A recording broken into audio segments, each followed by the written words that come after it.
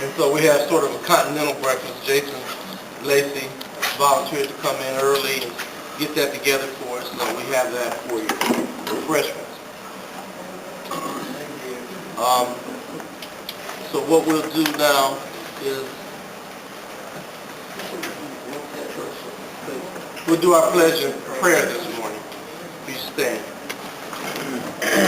Do I have a volunteer to do the prayer? Okay.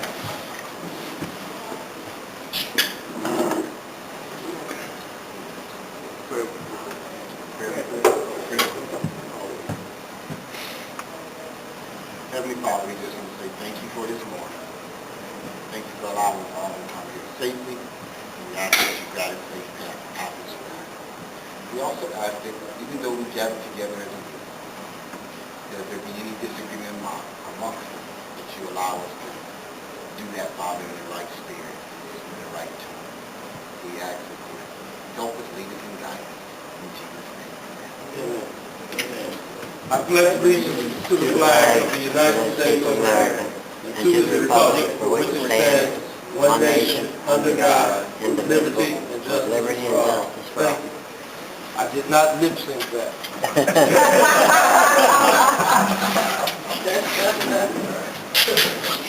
Roll call. We'll now do the roll call.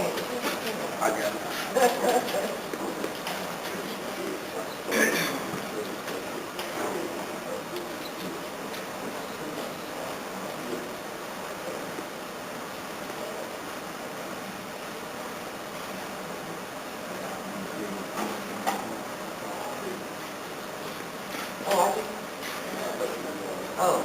Roll call, please. All stewards, please stand. Be recognized. Lynn. Yes. Mayor. Live South area. Miracle all that.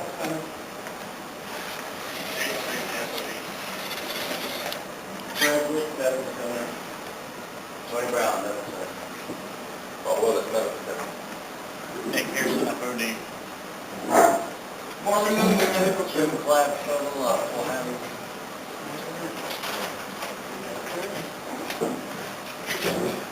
Then you keep people out.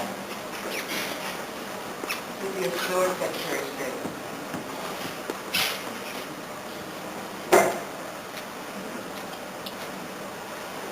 President Richard Murray, May Adams absent.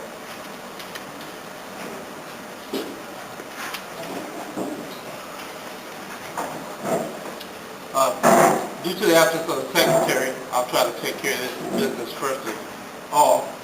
Need a motion from the floor to have the minutes read and reported at our next meeting, regardless of the presence of the Secretary or not. Do I have such a motion from the floor?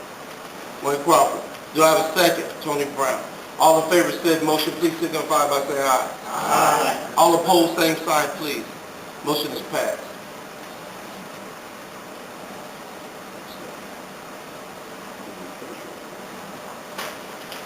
You all have a copy of the Treasurer's reports at the back table with the other information.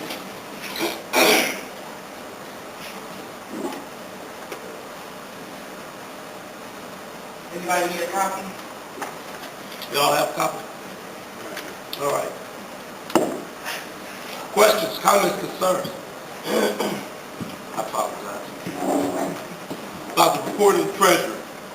You have before you month, November, and December. Questions, please. Comments, please. This, Fred Woods. okay, I was looking at no line. Oh, okay. Yes, sir. Yes, sir. Could you identify yourself, please? I'm sorry. This rate to work thing, what is it? I know they had that call. I mean, questions about the Treasury report, I'm sorry. You're out of order, we'll get to that right to work thing. Thank you. Well, I'll come back to you. Again, hearing none, I need a motion to accept the Treasury report as given. Do I have such a motion? Tony Brown. Is there a second? Paul Willis. All in favor, please signify by saying aye. All opposed, same sign. Thank you. Motion is passed. I think we're going to right to work. Could you say your name for the rest of the members, please? Yeah, I'm James Clapsaddle. I'm curious, so what is this right to work thing? Okay. In Michigan, it was on the news here. That's where I'm from. And initially, in one of the buildings they were showing on the news, the workers were pretty upset about it. So is that, what does that mean? The right to work, does that mean for our workers here in the union? Yes. Well, it's for the state. It's for the whole state. Dan, you want to talk about that a little bit? Just a little bit.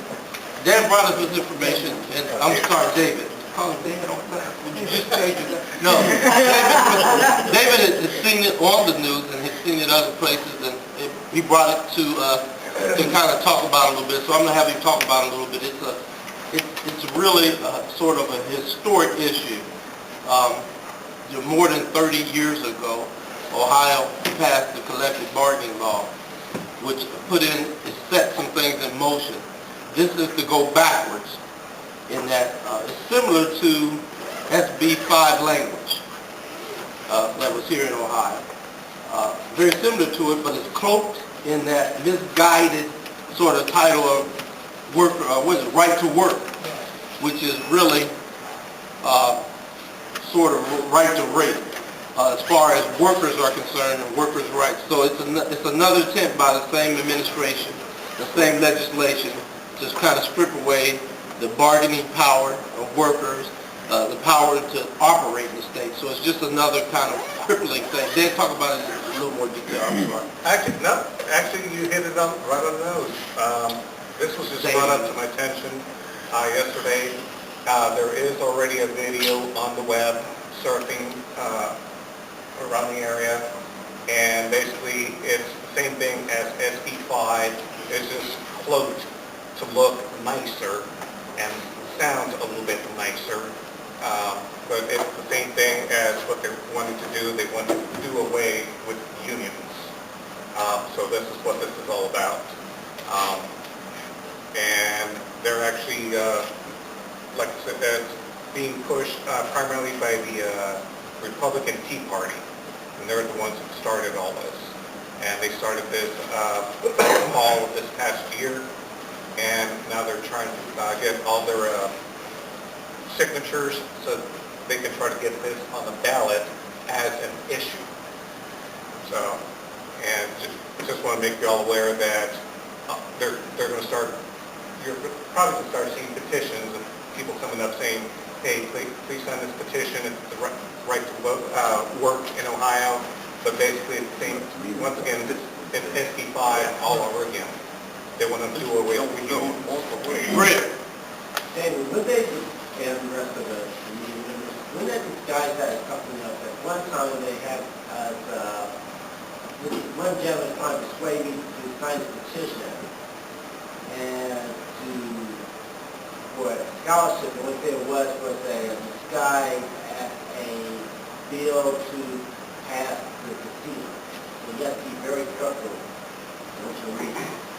Well, yeah, you have to be very careful on what you're signing, because, and that's another thing is that, unfortunately, they do hire a lot of people, and some of those people that are doing the petitions really don't know what they're doing, and they'll just go ahead and blow smoke in your ear and, try to make it look nice. But once again, that's all it is.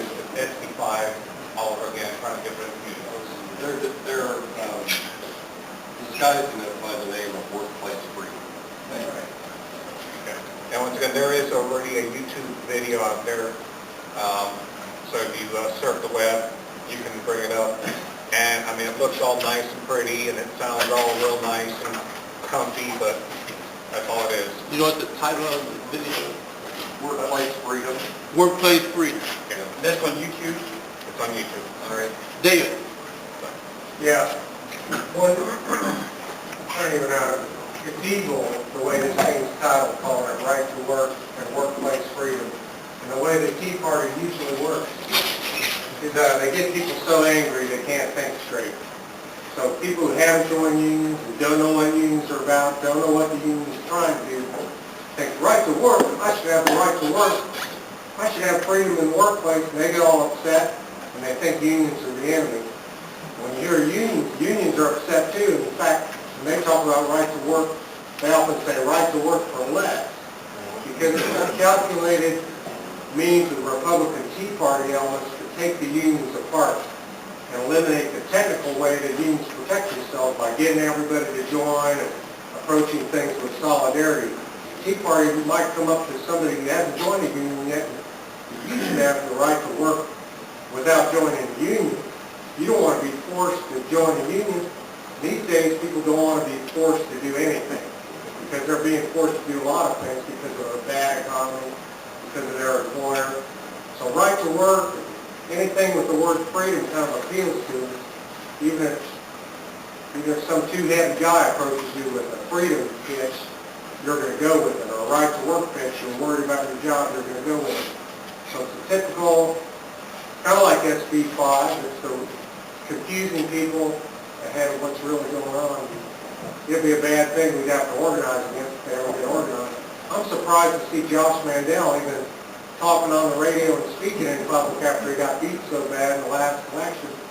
Kasich is as rabid as he ever was. He's a problem for unions, and so is the rest of the right wing. So it's going to be to come to the meeting and circulate the materials and get everybody ready for it. And the more we can let people know about what we actually do in the workplace and are trying to do in the workplace that would make them want to be a part of the union, the more important it is for the local. And I'm glad to see it coming up early in the game, because it might be something facing down the line from the media and the right-wing elements. Despite all the actual work we have to do, this is part of our work too, and it's legitimate. So, And exactly, and on the video, that's exactly what it says, is that if some person talking on there saying, well, I should not be forced to join to pay a union in order to work, I shouldn't be forced to do this, I shouldn't be forced to do that. But once again, that's all it is. As you say, they're just putting it to get this all nice and pretty. Wayne? Yeah, as far as with the so-called freedom, I say so-called people work at, people don't understand when it comes to people that educate on selective bargaining, as far as they don't have a clue or not educated on fair shares and union dues. That's only government regulated. So you got these politicians, Republican politicians, are contradicting our laws that were set by the U.S. Department of Labor. People don't understand that. And what they're crying on is the people that are not, like, union educated. So we just have to be out there to re-educate these people, get them aware to vote this little, or whatever the hell you call this, damn. Thank you. It's not really complicated, but the politics of it all, it's sort of complicated, because it's not just Ohio, it's the whole country. Even those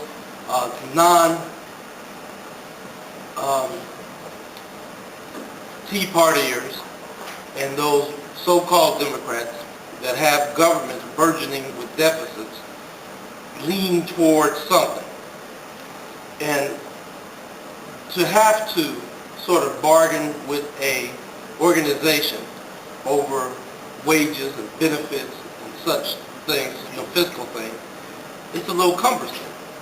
You'd have to have a governor, a legislation that really believed in the rights of workers deeply. So almost kind of resisted for reasons other than political reasons.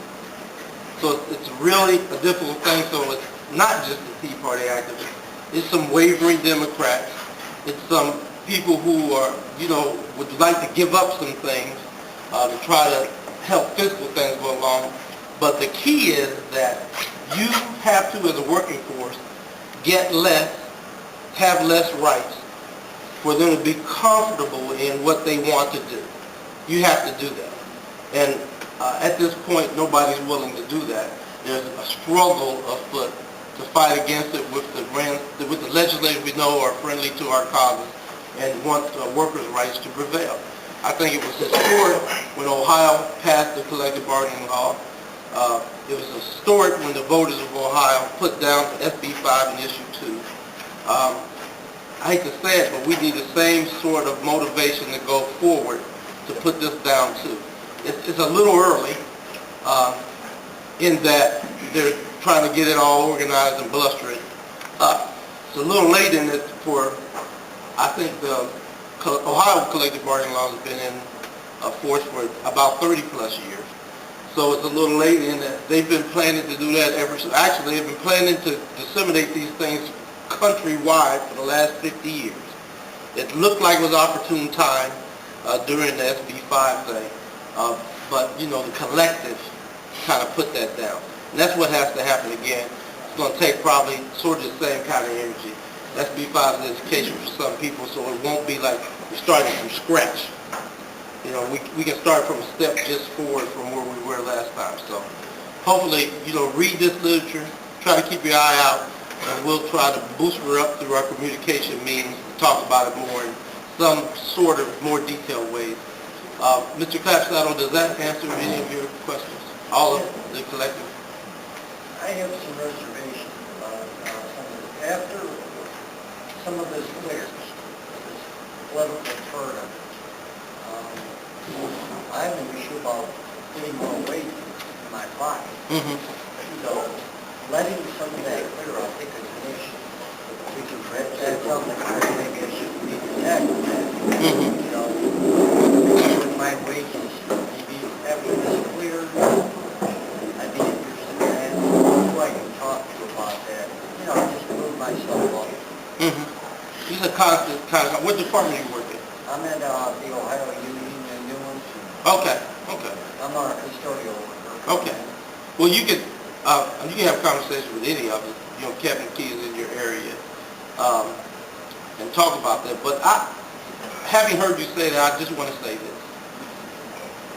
If we had the ability to, what the collective bargaining law does is it says that you can take a group of people and engage management and talks about wages, condition of work, and what the law, the process is that you have a limited number of people.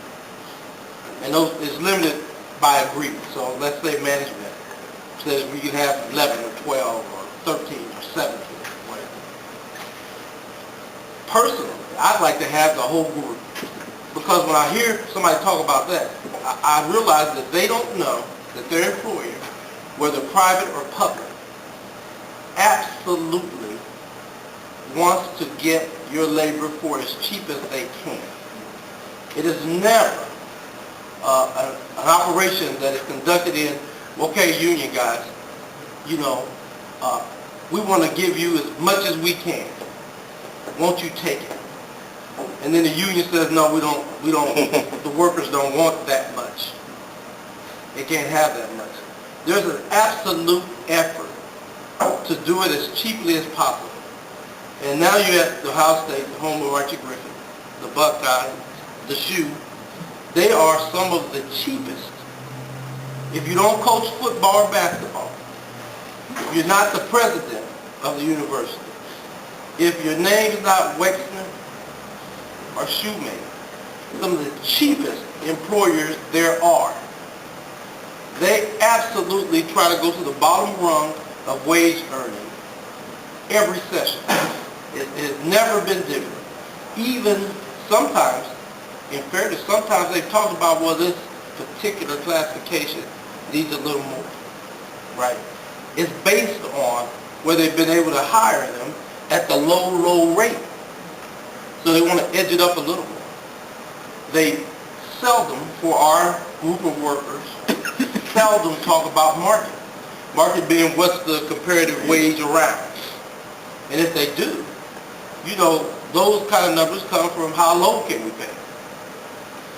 So everybody's interested in it. It's one of the basic things is how do we get wages higher, benefits at a lower cost. That's universal. It is a struggle. It doesn't happen because they just wanted to do it. And when you look at that contract that you have as president, They weren't interested in sick leave conversion, where you take your money, your excessive sick leave or whatever you have, and then convert it to vacation time. They weren't interested in that. We brought that. Some of those classifications they talk about, they weren't necessarily interested in it. We brought it. Some of them that they agreed to were like 2 out of 7 we brought forth. Totally always interested in making your economic gains better for your employer. And this employer is the Secretary of State, it's Ohio State University, it's Franklin County Veterans, it's Pickaway County. I mean, everywhere we have contracts, we're interested in making those wages go up, so that you can affordably live or affordably work.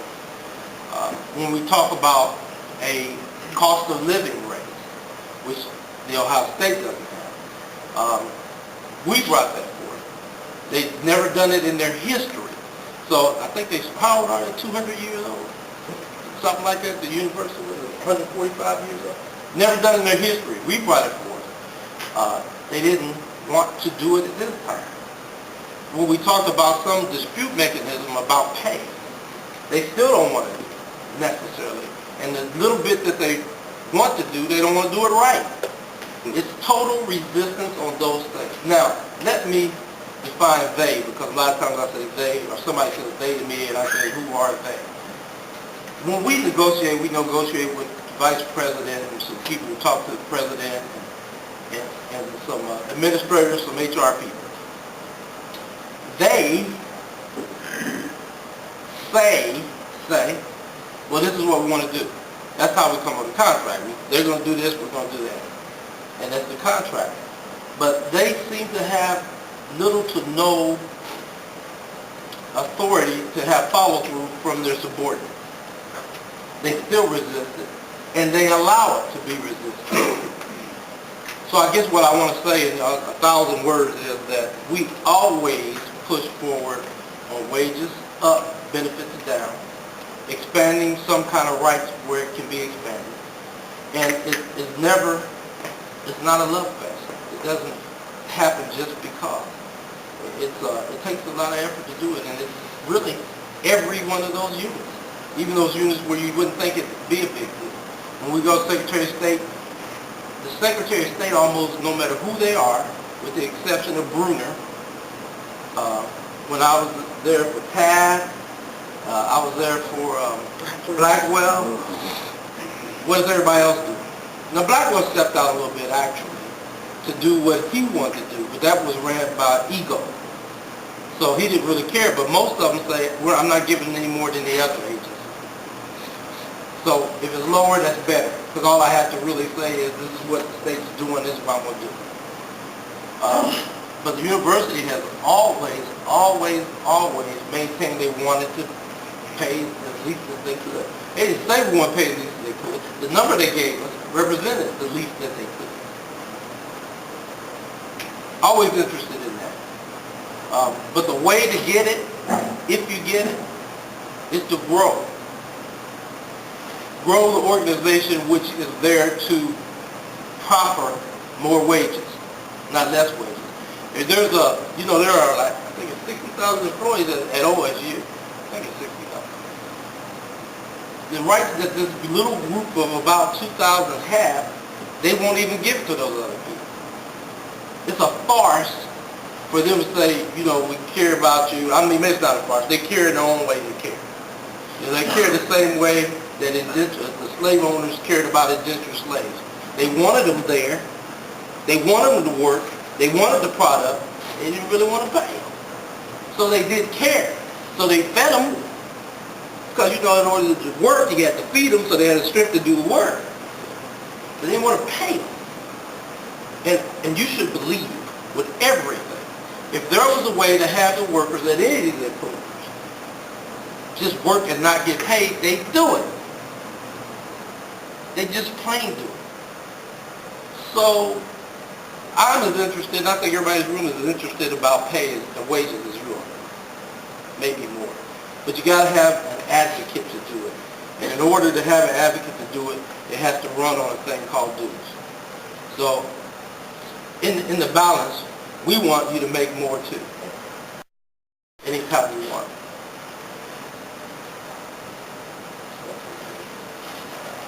We met just 2 weeks ago. 3.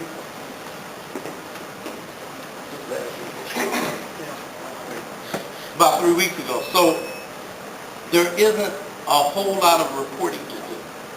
But we were supposed to do something. We're supposed to, delegates. Oh, vote for delegates. There is the annual, well, actually, the biannual convention. We're supposed to do a delegate vote. And so we take nominations for that, actually. You vote for the convention. We appoint them. So for that biannual, the union has gone to every other year now, instead of annual, due to finances. And it's been oncoming for about 10 years. Do we have any nominations for the delegation? It is 2.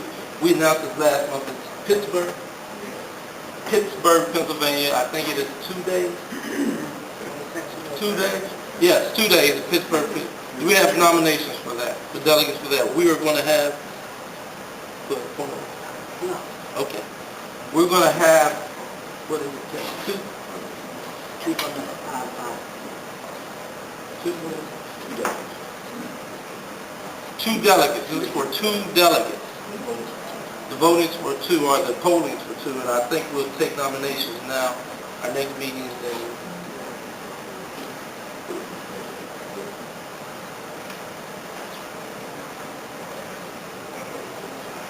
So, all right. Do I have nominations for that? All right. May Adams nominates. Dan?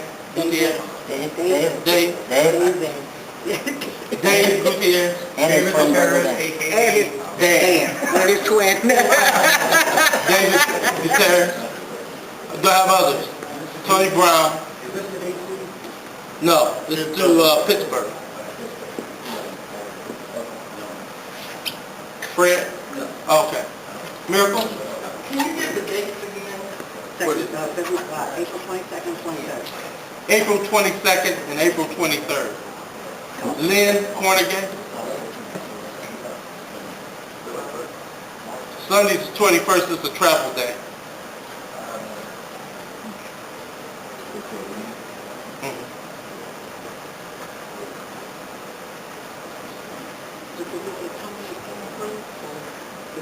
Tony didn't. I mean, Fred didn't want so Tony, I think Fred was going.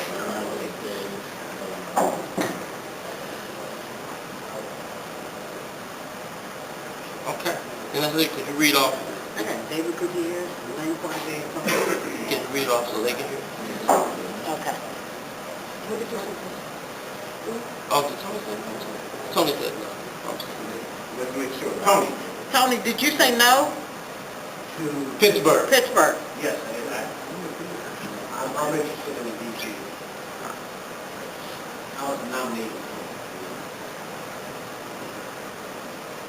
Okay, so we just have David Gutierrez and Lynn Cornigan for Pittsburgh? Well, read the names out there. Okay, we have, I have, for the record, 2 candidates for the Pittsburgh Biennial National Convention. I have David Gutierrez and Lynn Cornigan.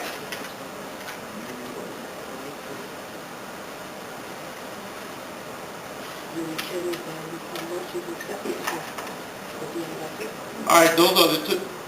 Thank you. Those are the 2 candidates remaining.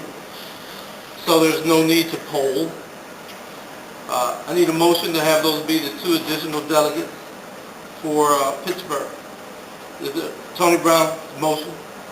I have a second. Miracle. Miracle Long. All in favor of said motion signify by saying aye. Aye. I oppose, same sign. Okay. What is?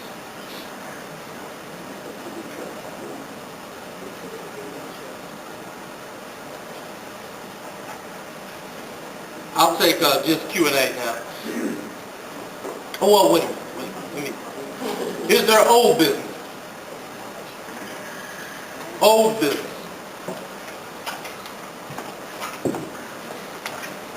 Dave? Yeah, this is kind of old business. Last month, I was talking about how they're acting in this OSU storage area. Management kind of got their way, doing things the cheapest way. They're having their troubles, one boondoggle after the next, streamlining kind of stopped on West Campus. They hired supervisors like they were picking a mutual fund, and they're hoping to increase the speed and efficiency of the workforce by collecting data and having these supervisors operate in the workplace for about the last year, one boondoggle after the next. And I'd just like to thank the local for sending a member of staff out to get a bead on what's going on. Terrell Davis, he's worked there before, he's done a lot of the jobs. He knows and has credibility with some of the management there, kind of has an instant rapport with everybody when he shows up. I think that's the right move, and I appreciate it. You're welcome.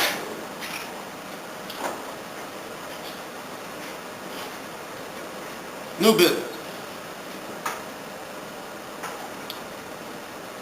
Crawford. Just a short announcement. Between February and May, there's going to be a series of meetings, group book discussion meetings with ISO. This month is Black History Month. It's going to be held at the Trevada Coffee House at the corner of 5th and High. It's 5 o'clock. I think it's probably like next to Blazers Pub. And this is on a series of books. I wish I had the literature with me, but I'll have it with me right now.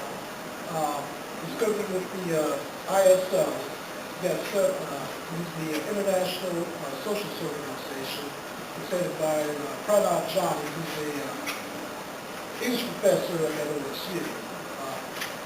These series are based on discussions on the socialist part, also reviews too as well. Main one is the real key thing of the black auto workers stores, the struggle through that during that time. Those are interested. It's going to be between February and May, and I'll make sure that we get some information out for you through the communications team to get on the CWA website. Thank you. New business.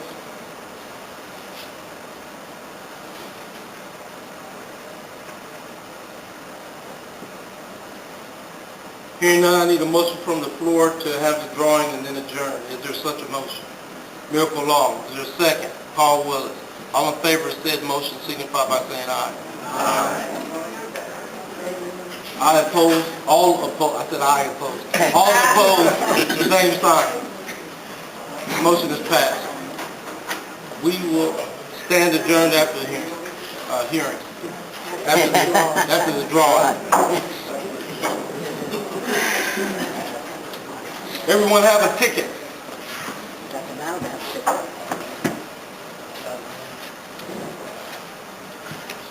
Everyone have a ticket.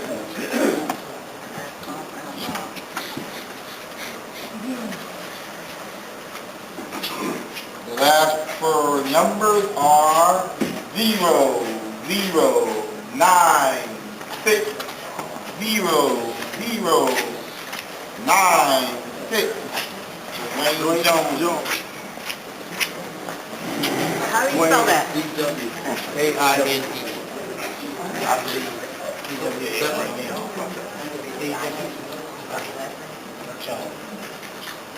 J-O-N-E-S. This is J-Y. I'm just kidding. Last four digits. 50. 50. 0095. 0095. Dave Lester. Okay, this is 2 weeks in a row for Dave. That means, you know, you need to take somebody to lunch, because this is 2 weeks. I'm going to lunch later today. So where do we need to meet you?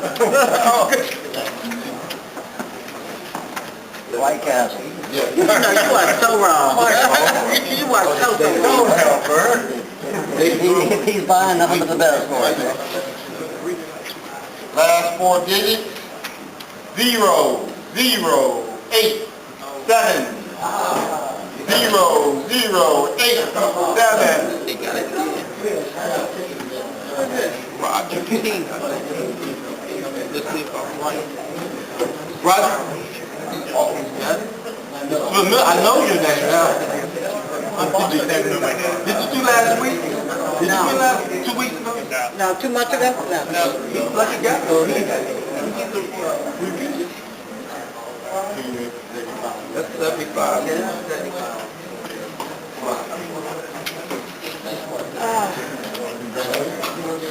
Roger King.